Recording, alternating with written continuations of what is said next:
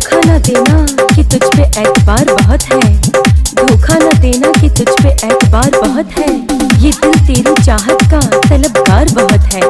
तेरी सूरत न देखे तो दिखाई कुछ नहीं देता, तेरी सूरत न देखे तो दिखाई कुछ नहीं देता। हम क्या करें कि तुझसे हमें प्यार बहुत है।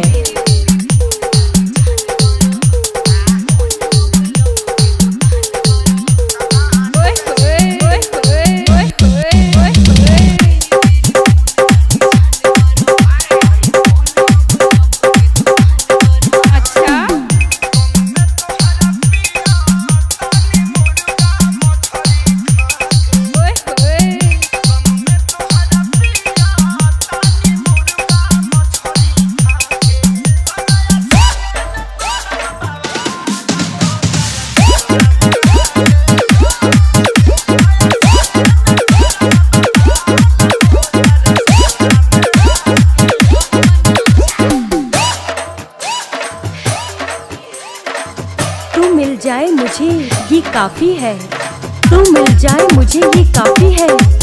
मेरी हर सांस ने बस यही दुआ मांगी।